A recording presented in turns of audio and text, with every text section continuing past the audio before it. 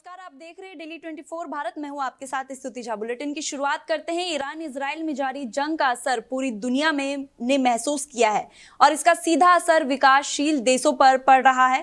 पाकिस्तान में घरेलू और अंतर्राष्ट्रीय उड़ानों में किराए में भारी वृद्धि हुई है, जिससे आम लोग हवाई यात्रा के लिए परेशान है। कराची, लाहौर और इस्लामाबाद जैसी प्रमुख शहरों के घरेलू रूट पर प्रति यात्री किराया 2800 से 5000 PKR बढ़ गया है, जहां पहले रूट के हिसाब से किराया आमतौर पर 10,000 से 15,000 PKR होता था।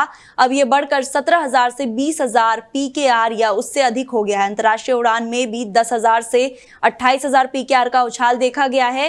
टोरंटो और मैनचेस्टर जैसी लंबी दूरी की इकोनॉमी क्लास की उड़ानों का एक तरफा किराया अब 2.5 लाख PKR पहुंच गया है। विशेषज्ञों का कहना है कि मिडिल ईस्ट के तनाव के बीच जेट फ्यूल की कीमतों में 154 PKR प्रति लीटर से बढ़कर 342 PKR प्रति लीटर हो गई है, जिससे एयरलाइंस कंपनियों ने $20 से $100 का फ्यूल सरचार्ज लागू किया है। इस बढ़ोतरी में आम यात्री, खासतौर पर बिजनेस यात्री, विदेश में काम करने वाले कर्मचारी या छात्राओं के हवाई यात्रा महंगी हो गई है। एक्सपर्ट्स ने चेतावनी दी है कि ये ट्रेड पाकिस्तान के टूरिज्म सेक्टर और घरेलू यात्रा पर भी नकारात्मक प्रभाव डाल सकता है। इसी के साथ आगे की जानकारी के लिए हमारे सहयोगी साहिल हमारे साथ जुड़ चुके हैं। साहिल, ईरान और इजराइल युद्ध के बीच कई देशों में उड़ानों की समस्याएं देखने को मिल रही है और इसी बीच पाकिस्तान में भी घरेलू और अंतर्राष्ट्रीय उड़ानें महंगी हो रही है। क्या कुछ जानकारी निकलकर सामने आ रही है? बिल्कुल, देखिए स्तुति, इस वक्त जो स्थितियां हैं मिडिल ईस्ट में लगातार भयावह दिखाई दे रही हैं, क्योंकि दोनों ही तरफ से, चाहे वो अमेरिका इजराइल की तरफ से हो या ईरान की तरफ से हो, लगातार एक दूसरे पर हमले किए जा रहे हैं और उसका सीधा असर जो है वो पूरी दुनिया पर पड़ता हुआ दिखाई पड़ रहा है। अलग अलग मायनों में ये असर पूरी दुनिया पर महसूस किया जा रहा है और अगर बात की जाए तो विकासशील जो देश हैं उन पर इसका ज्यादा प्रभाव इस वक्त दिखाई पड़ रहा है। अंतर्राष्ट्रीय उड़ानों की आपने बात की तो पाकिस्तान में घरेलू और अंतर्राष्ट्रीय उड़ानों के किराए में भारी वृद्धि हुई है और ये पाकिस्तान के लिए बहुत ज्यादा अच्छी खबर नहीं है, क्योंकि लगातार पाकिस्तान की अगर हम बात करें तो आर्थिक स्थिति बेहद खराब चल रही थी और उस बीच अब घरेलू और अंतर्राष्ट्रीय उड़ानों के किराए में भारी वृद्धि हुई है, जिससे आम लोग हवाई यात्रा के लिए अब पूरी तरह से परेशान नजर आ रहे हैं। कराची की बात करें, लाहौर की बात करें, इस्लामाबाद की बात करें तो प्रमुख शहरों के घरेलू रूट पर भी प्रति यात्री किराया 2800 से लेकर 5000 के आसपास बढ़ गया है और पहले रूट के हिसाब से किराया आमतौर पर 10 से 15,000 हुआ करता था, लेकिन अब उसे सीधा बढ़ा दिया गया है और कई जगहों के रूट के लिए तो डबल किराया हो गया है। यानी जो पहले 10,000 15,000 किराया होता था वो अब 17,000 20,000 पर पहुंच गया है या फिर उससे भी ज्यादा कई जगहों पर किराए में बढ़ोतरी की गई है। तो इससे काफी ज्यादा नुकसान यहाँ पर देखने को मिल रहा है और खासकर आम जनमानस को खासी परेशानियों का सामना करना पड़ रहा है, क्योंकि अब उन्हें हवाई यात्रा करने के लिए डबल किराए का भुगतान यहाँ पर करना पड़ रहा है और ये अच्छी खबर नहीं है। लगातार हम देख रहे हैं कि मिडिल ईस्ट में जिस तरीके से जंग चल रही है, अब उसके चलते क्रूड ऑयल की कीमतों में भी उछाल देखने को मिला है और उसके चलते ही किराए में ये वृद्धि यहाँ पर दर्ज की जा रही है। जी, अगर देखा जाए तो पाकिस्तान में पहले से ही आर्थिक स्थिति बेहद खराब है और जिस तरीके से फ्यूल प्राइसेस में बढ़ोतरी दर्ज की जा रही है, स्थिति और गंभीर हो जाएगी और लोगों पर भी इसका सीधा प्रभाव पड़ सकता है। बिल्कुल, उस पर देखिए, जैसे मैंने बताया, क्योंकि कई जगहों पर किराया जो है वो डबल कर दिया गया है। लगातार जिस तरीके से तेल के दामों में वृद्धि हो रही है उसके चलते ही घरेलू और अंतर्राष्ट्रीय दोनों उड़ानों पर इसका प्रभाव पड़ा है और इसके चलते आम यात्री, खासतौर पर जो बिजनेस यात्री होते हैं, यानी कि जो बिजनेसमैन होते हैं, वो यात्रा करते हैं, उनको खासा दिक्कतों का सामना करना पड़ रहा है। विदेश में काम करने वाले कर्मचारियों पर इसका बहुत ज्यादा प्रभाव पड़ा है, क्योंकि पाकिस्तान से कई लोग बाहर काम की तलाश में जाते हैं, वहां पर नौकरियां करते हैं, तो उनको विदेश यात्राएं करनी पड़ती हैं, उनके ऊपर बहुत ज्यादा प्रभाव पड़ा है। और छात्रों के लिए भी अब हवाई यात्रा बहुत ज्यादा महंगी हो गई है, क्योंकि छात्र जो पाकिस्तान से बाहर दूसरे देशों में पढ़ने के लिए जाते हैं, जब वो हवाई यात्रा करते हैं तो अब उनको भारी खर्च यहाँ पर वहन करना पड़ेगा। और एक्सपर्ट्स की अगर हम बात करें तो लगातार ये कहा जा रहा है कि ये जो जिस तरीके से जो पाकिस्तान में जो ये घरेलू और अंतर्राष्ट्रीय उड़ानों के किराए में वृद्धि हुई है, उससे टूरिज्म सेक्टर और घरेलू यात्रा पर जिस तरीके का नकारात्मक प्रभाव पड़ा है वो पाकिस्तान की आर्थिक स्थिति को और ज्यादा बदहाल करेगा, है ना। और जिस तरीके की स्थिति यहाँ पर इस वक्त बनी हुई है उससे साफ तौर पर जाहिर है कि पाकिस्तान की जो आर्थिक स्थिति गर्त में थी अब वो और ज्यादा उसको नुकसान झेलना पड़ेगा और उसके लिए अच्छी खबर नहीं है। जी, बहुत बहुत धन्यवाद आपका जानकारी के लिए। तो वही पाकिस्तान में फ्यूल की कीमतें बढ़ गई है, उड़ानें महंगी हो गई है और यात्रियों पर इसका गहरा प्रभाव पड़ रहा है। पाकिस्तान में घरेलू और अंतर्राष्ट्रीय उड़ानें महंगी हो गई है, जिससे कराची, लाहौर, इस्लामाबाद रूट का भी किराया बढ़ गया है। वहीं दिल्ली हाईकोर्ट ने लालू प्रसाद यादव की याचिका पर केंद्रीय जांच ब्यूरो सीबीआई को नोटिस जारी किया है। लालू ने ये याचिका राउज एवेन्यू कोर्ट के उस आदेश को चुनौती देने के लिए दायर की थी जिसमें उनके खिलाफ रेलवे की कथित जमीन के बदले नौकरी घोटाले में आरोप तय किए गए थे। जस्टिस मनोज जैन की बेंच ने मामले की सुनवाई के बाद सीबीआई से जवाब मांगा है और अगली सुनवाई 17 मार्च को होगी। जनवरी में निचली अदालत की स्पेशल सीबीआई जज विशाल गोगने ने लालू यादव और उनके परिवार के कई सदस्यों के खिलाफ आरोप तय किए थे। आरोपों में भ्रष्टाचार, धोखाधड़ी और अपराधी साजिश शामिल है। इस केस में उनकी पत्नी और बिहार की पूर्व मुख्यमंत्री राबड़ी देवी, बेटे तेजस्वी यादव और तेज प्रताप यादव और बेटियां मीसा भारती और हेमा यादव भी आरोपी है। सीबीआई के अनुसार ये कथित घोटाला 2004 से 2009 के बीच हुआ था, जब लालू रेल मंत्री थे। आरोप है कि नौकरी देने के बदले जमीन ली गई थी और कई सौदों में नगद लेन देन भी हुआ था। लालू परिवार ने इन आरोपों से इनकार किया है और अदालत में केस का सामना करने को तैयार है। वहीं खेरथल तिजारा में घरेलू गैस सिलेंडरों की उपलब्धता को लेकर उपभोक्ताओं और जिला प्रशासन के बीच मतभेद सामने आया है। भिवाड़ी में गैस सिलेंडरों से भरी गाड़ी के पहुंचते ही सैकड़ों लोग लाइन में खड़े हो गए और कई उपभोक्ताओं ने बताया कि पिछले 4 दिनों से सिलेंडर के लिए परेशान है और सुबह से ही लाइन में खड़े थे, लेकिन देर तक इंतजार के बाद भी सिलेंडर नहीं मिल सका। उपभोक्ताओं का कहना है कि गैस की नियमित आपूर्ति ना होने से घरों में खाना बनाने तक में समस्या आ रही है। वहीं गैस एजेंसी संचालक का कहना है कि सिलेंडर पर्याप्त मात्रा में उपलब्ध है और आपूर्ति की नियमित रूप से की जा रही है। डॉक्टर आर्तिक शुक्ला ने स्थिति स्पष्ट करते हुए कहा कि जिले में घरेलू गैस सिलेंडरों की आपूर्ति पूरी तरह सामान्य है। उन्होंने नागरिकों से अपील की है कि अफवाहों पर ध्यान ना दें और घरेलू आवश्यकता अनुसार ही सिलेंडर बुक करें। वहीं हनुमानगढ़ के टिब्बी क्षेत्र में प्रधानमंत्री आवास योजना के तहत लगभग 20 परिवारों को लंबित किश्तों के कारण मुश्किलों का सामना करना पड़ रहा है। तकनीकी खामियों और एडवांस प्रक्रिया में देरी के कारण लाभार्थियों की किस्तें लंबे समय से अटकी हुई है। इसके चलते कई परिवार इस तपती गर्मी में तिरपाल और तंबुओं में रहने को मजबूर है। आवास योजना के तहत लाभार्थियों को 4-5 किस्तों में 2.50 लाख रुपए का लाभ मिलता है। नगर पालिका प्रशासन का दावा है कि राशि जारी कर दी गई है, लेकिन बैंक खाते में आधार डीबीटी सक्रिय ना होने के कारण भुगतान वित्त विभाग के स्तर पर अटका हुआ है। लाभार्थियों का कहना है कि कई महीनों के बाद भी उन्हें राहत नहीं मिली, आर्थिक तंगी झेल रहे हैं और कुछ परिवारों ने कर्ज लेकर मकान का ढांचा खड़ा किया, जो अब कर्ज के बोझ तले दबता जा रहा है। जगजीत सिंह जग्गी ने चेतावनी दी कि यदि जल्द समाधान नहीं हुआ तो उग्र धरना प्रदर्शन किया जाएगा। वहीं ईओ ब्रजेश सैनी ने बताया कि राज्य सरकार को पत्र लिखकर जल्द ही भुगतान सुनिश्चित करने का आग्रह किया है। 21 जनवरी को हमारा नगर पालिका क्षेत्र टिब्बी में एक मजदूरों के प्रधानमंत्री आवास को लेकर के एक प्रदर्शन नगर पालिका के सामने किया गया था और उसमें ये आश्वासन दिया गया था कि जिन मजदूरों ने मकान तोड़ करके जिन्होंने नींव भर दी है उनके खाते 5 दिन में उनके खाते में पैसे आ जाएंगे।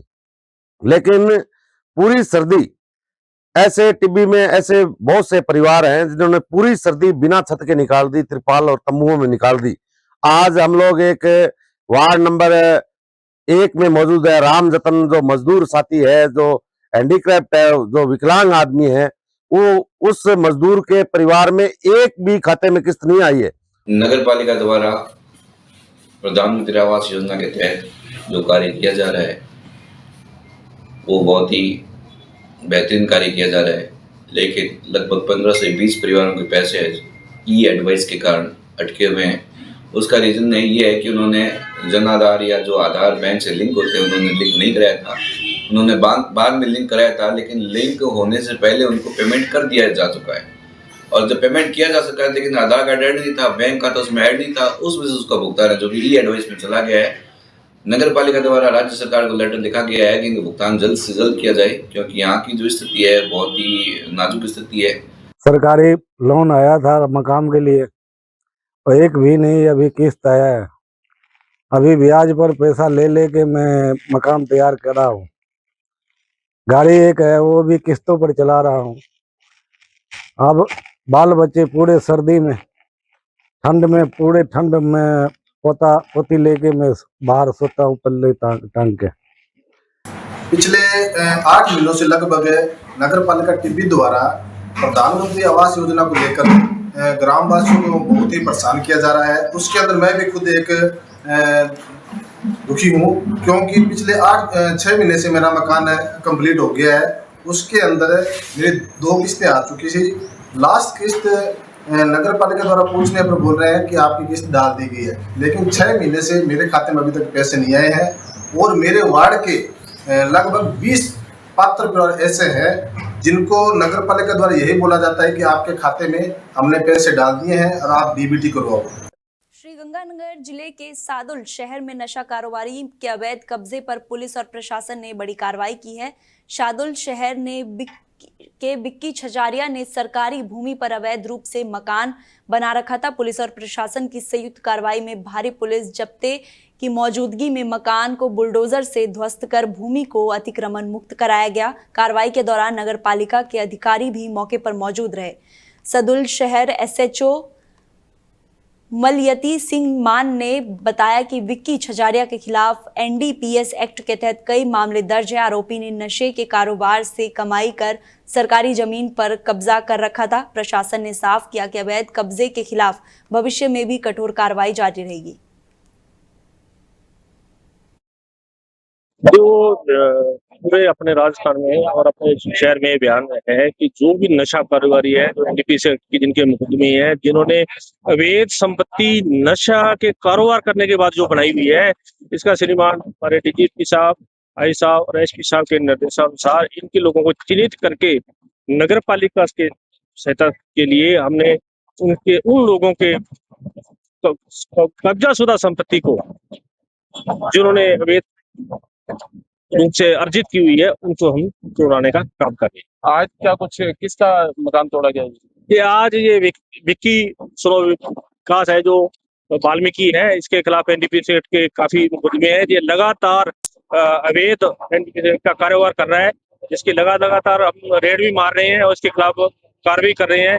इसके द्वारा जो कब्जा किया हुआ था ये संपत्ति पर, जो काफी प्लॉट था, जो काफी महंगी संपत्ति है, जो नगर पालिका की है, और इसने अपने मकान इसमें बना रखे थे। जो आज वहीं उत्तर प्रदेश के मुख्यमंत्री योगी आदित्यनाथ रविवार को चित्तौड़गढ़ के दौरे पर रहेंगे। वो 3 दिवसीय जौहर श्रद्धांजलि समारोह के अंतिम दिन मुख्य कार्यालय में शामिल होकर सभा को संबोधित करेंगे। निर्धारित कार्यक्रम के अनुसार मुख्यमंत्री सुबह 11:20 पर पुलिस लाइन हेलीपैड पर पहुंचेंगे। इसके बाद 11:45 पर चित्तौड़गढ़ दुर्ग स्थित विजय स्तंभ के पास जौहर स्थल में यज्ञ की पूर्णाहुति देंगे। कार्यक्रम की तैयारियों का निरीक्षण चित्तौड़गढ़ विधायक चंद्रभान सिंह आक्या ने भाजपा पदाधिकारियों और कार्यकर्ताओं के साथ किया। इस दौरान यूआईटी सचिव कैलाश गुर्जर, नगर परिषद आयुक्त और पुलिस अधीक्षक ब्रिजेश सिंह समेत अन्य अधिकारियों को आवश्यक तैयारियों के निर्देश दिए गए। कार्यक्रम में केंद्रीय मंत्री गजेंद्र सिंह शेखावत, राजस्थान के मंत्री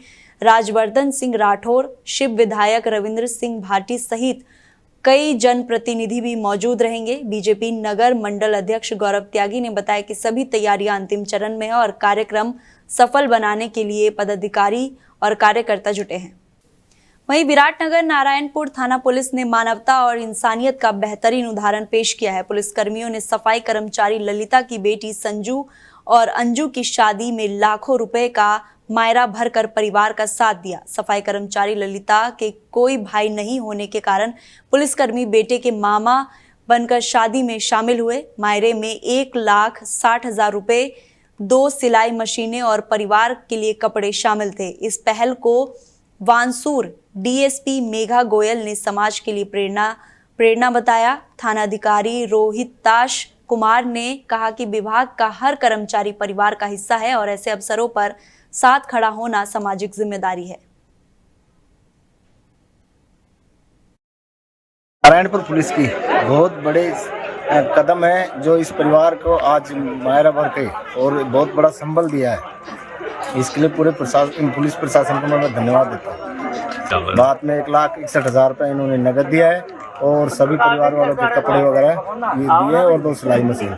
वो कैलाश संजीव हरिजन, जिनकी 2 पुत्रियों की शादी है, जिनके वैवाहिक प्रोग्राम में पुलिस थाने के मई स्टाफ के साथ में बात की रस्म अदा की जा रही है, जिसमें डिप्टी मैडम मेघा गोयल जी के निर्देशन में थाना अधिकारी श्रीमान रोहतास जी थावरिया के द्वारा ये बहुत ही अच्छी पहल है, जिसके माध्यम से यहाँ पे बात की रस्म अदा की जाएगी, जिसमें पुलिस थाने के द्वारा लड़कियों के लिए कपड़े और उनके परिजनों के लिए भी कपड़े, इसके अलावा कुछ आर्थिक सहायता भी पुलिस के माध्यम से दी जा रही है, जिसमें कंप्लीट स्टाफ के द्वारा भी ये सहायता की जा रही है।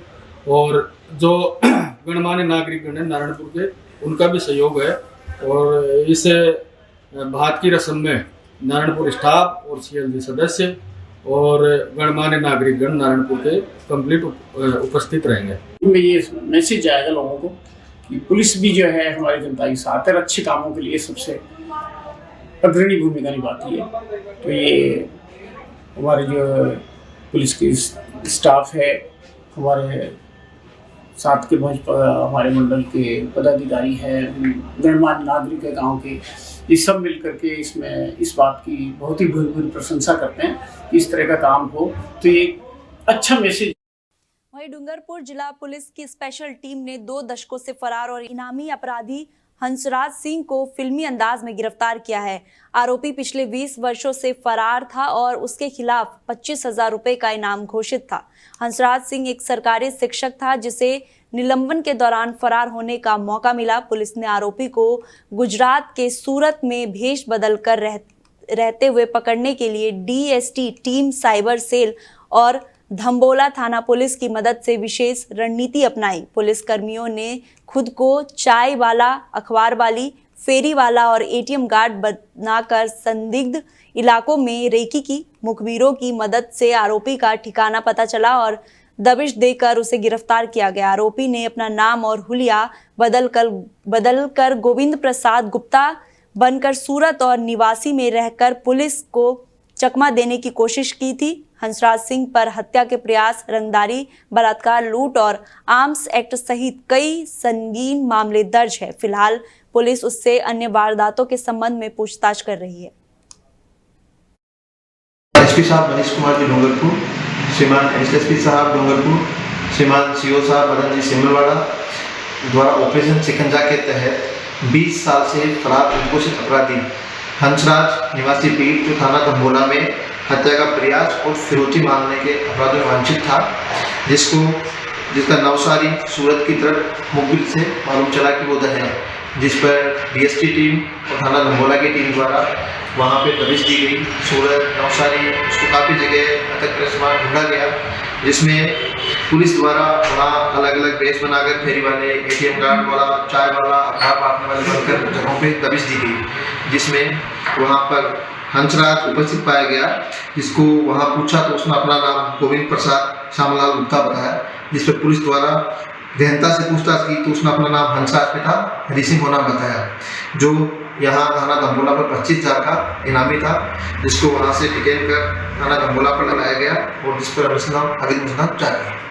श्रीगंगानगर के गुड शेफर्ड पब्लिक स्कूल मार्ग स्थित रिद्धि सिद्धि आशियाना कॉलोनी में मास्टर प्लान की 6 फुट चौड़ी सड़कों पर क्लोनाइजर द्वारा किए गए कब्जों को हटाने की मांग को लेकर मास्टर प्लान संघर्ष समिति ने आज UIT कार्यालय के सामने जोरदार प्रदर्शन किया है। समिति के सदस्य रामफल विश्नोई ने बताया कि कॉलोनी में के चक 4E छोटे मुब्बर नंबर 38, 37 और 36 से कर्नल चीमा मार्ग तक पूर्व पश्चिम दिशा में प्रस्तावित 60 फीट चौड़ी सड़क पर कब्जे किए गए थे। इसके अलावा उत्तर दक्षिण दिशा में मुरब्बा नंबर 38, 37 के बीच भी मास्टर प्लान रोड प्रस्तावित है। प्रदर्शन में समिति के सदस्यों ने क्लोनाइजर और UIT अधिकारियों के खिलाफ जमकर नारेबाजी की और UIT सचिव ने विस्तृत ज्ञापन सौंपा। समिति ने चेतावनी दी कि यदि जल्द कार्रवाई नहीं हुई तो वो सामाजिक आंदोलन को और तेज करेंगे। कॉलोनी वासियों का कहना है कि लंबे समय से कब्जों के कारण सड़क उपयोग में समस्या आ रही है और इससे क्षेत्रीय वासियों की सुरक्षा भी खतरे में है।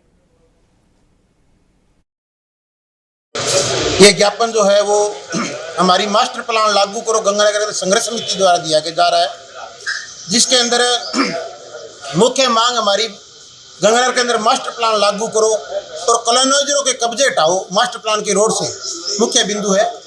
पूर्व के अंदर हमने ज्ञापन दिए और वेद प्रकाश जोशी जी मार्ग हनुमानगढ़ रोड से गुड़शेप स्कूल होते हुए चीमा मार्ग तक जाता है, जो 60 फुट की रोड है, जिसके अंदर यूआईटी द्वारा कुछ दिन पहले जिन लोगों के पट्टे जारी किए जा चुके थे उनके भी लाल निशान लगा दिए गए हैं, जो कि कर्मचारियों की अनभिज्ञता बिना ज्ञान के लगाया गया है।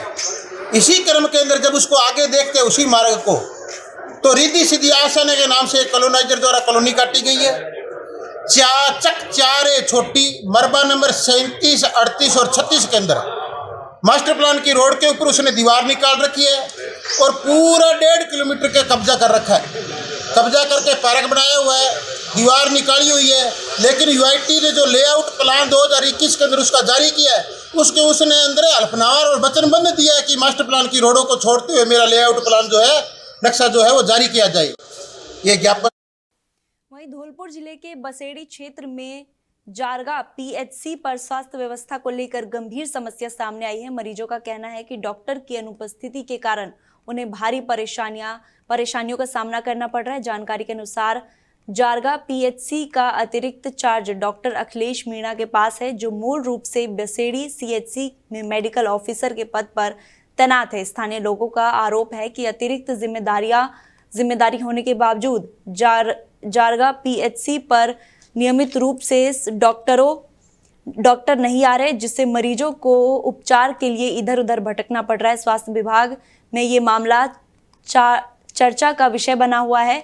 आरोप है कि CMHO धर्म सिंह मीणा ने प्रोविजन पीरियड के बाद भी डॉक्टर अखिलेश मीणा को BCMHO का अतिरिक्त चार्ज दे दिया है, जबकि कई वरिष्ठ चिकित्सकों को दरकिनार किया गया है। स्थानीय लोगों का ये आरोप है कि लगा रहे हैं कि बसेड़ी CHC और जारगा PHC दोनों जगहों पर मरीजों को नियमित रूप से नहीं देखा जा रहा है, लेकिन सरकारी अलाउंस लिया जा रहा है। अब सवाल उठ रहा है कि आखिर मरीजों की जिम्मेदारियां कौन लेगा और स्वास्थ्य विभाग पर इस पर क्या कार्रवाई करेगा।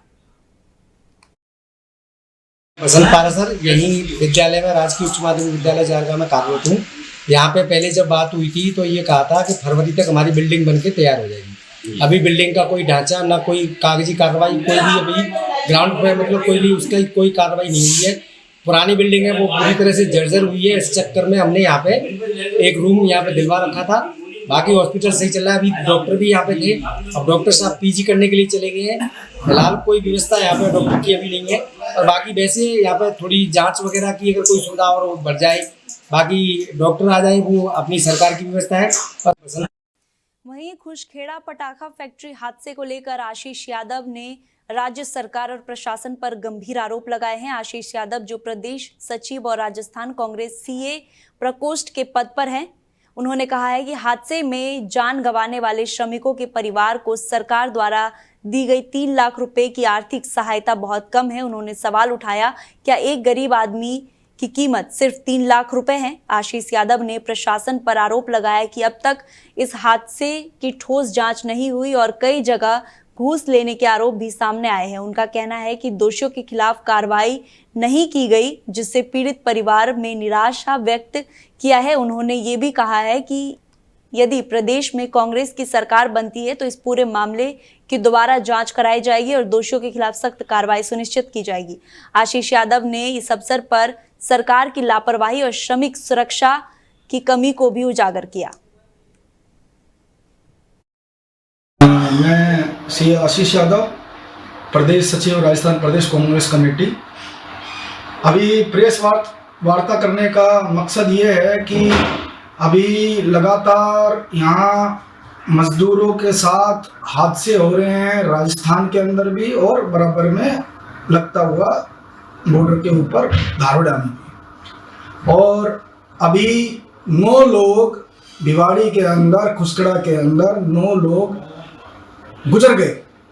और अभी कल रात, परसों रात को, कल सुबह 7 आदमी धारड़ा के अंदर भी जो भिवाड़ी के अंदर अस्पताल में लेके आए थे वो गुजर गए। अभी दोनों जगह बीजेपी की सरकार है, सेंटर में बीजेपी की सरकार है और ये हादसे लगातार हो रहे हैं, कोई जांच नहीं हो रही है। जैसे अब राजस्थान की बात करें तो राजस्थान के अंदर 2 महीने, शायद 1.5 से 2 महीना हो गया उस घटना को, 1 महीना करीबन उस घटना को हो गया है। अभी तक कोई जांच आगे नहीं बढ़ रही। लोगों ने आंदोलन कर लिए, लोगों की बात नहीं सुनी जा रही, गरीब लोगों को। और अब तक आप देखोगे तो 3 लाख रुपए मुआवजा उन्होंने अब तक गरीब लोगों को जो घटना में मृत हुए उनको 3 लाख रुपए उन्होंने दिए हैं। वहीं अलवर के रैनी में भजेड़ा रोड पर देर रात 2 बाइक की आमने सामने टक्कर में 3 लोग गंभीर रूप से घायल हो गए। घटना के बाद इलाके में अफरा तफरी मच गई और स्थानीय लोगों की मदद से घायलों को तुरंत रैनी अस्पताल पहुंचाया गया। जानकारी के अनुसार राजगढ़ निवासी कालूराम सैनी और मचाड़ी निवासी बबलू लाल एक ही बाइक पर सवार थे और शादी में जा रहे थे, समारोह से लौट रहे थे। इसी दौरान सामने से आ रही दूसरी बाइक पर सवार महेश जोगी से उनकी जोरदार टक्कर हो गई। टक्कर इतनी गंभीर थी कि तीनों सड़क पर ही गिर गए और गंभीर रूप से घायल हो गए। रैनी पुलिस ने तुरंत मौके पर पहुंचकर घायलों को प्राथमिक उपचार के बाद अलवर रेफर कर दिया। पुलिस ने अस्पताल में पहुंचकर घटना की जानकारी ली और मामले में आवश्यक कार्रवाई शुरू की है। घटना के कारण और टक्कर की स्थिति का पता लगाने की जांच की जा रही है। वहीं धौलपुर जिले के बसेड़ी क्षेत्र में विद्युत विभाग की टीम पर ग्रामीणों द्वारा हमला करने का मामला सामने आया है। जानकारी के अनुसार ट्रांसफार्मर उतारने गई टीम जब बडरिया और कहारपुर गांव में वापस लौट रही थी, तभी कुछ ग्रामीणों ने उन्हें रोक लिया और बताया जा रहा है कि करीब 50 से 60 ग्रामीण ने मार्ग में पत्थर डालकर रास्ता अवरुद्ध कर दिया और टीम पर पथराव किया। इस हमले में जोईएनए राहुल उपाध्याय समेत कर्मचारी उग्रसेन और गौरव घायल हुए। पथराव के दौरान तीनों को चोट आई और गाड़ी के शीशे भी टूट गए। घटना की सूचना मिलते ही विद्युत विभाग के उच्च अधिकारी मौके पर पहुंचे और स्थिति का जायजा लिया। वहीं गंभीरता से मामले को देखते हुए नादनपुर थाने में ग्रामीणों के खिलाफ मामला दर्ज किया गया है। पुलिस ने हमले में शामिल लोगों की पहचान कर कार्रवाई शुरू कर दी है। इस घटना के बाद क्षेत्र में विद्युत कर्मचारियों की सुरक्षा को लेकर सवाल खड़े हो गए हैं और विभाग के अतिरिक्त सुरक्षा के इंतजाम किए गए हैं और जाने की संभावना जताई जा रही है।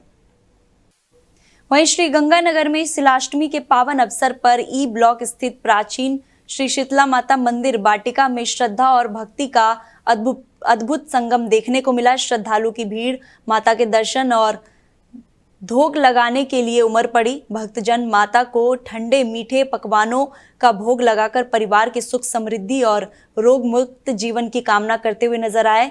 शीतला माता सेवा समिति के तत्वाधान में आयोजित 5 दिवसीय मां शीतला उत्सव का समापन शीतलाष्टमी के अवसर पर श्रद्धा और उत्साह के साथ हुआ। पूरे उत्सव के दौरान शीतला वाटिका के परिसर में भक्तिमय का माहौल सरोवर रहा। अनेक परिवारों ने अपने नवविवाहित जोड़े और संतानों की थोक की माता के चरणों में लगाई। परंपरा के अनुसार माता को चढ़ाए गए प्रसाद को साफ कर शहर की गौशालाओं में विभाजन कराया गया। फिलहाल मेरे साथ बुलेटिन में इतना ही। आप देखते रहिए डेली 24 भारत। नमस्कार।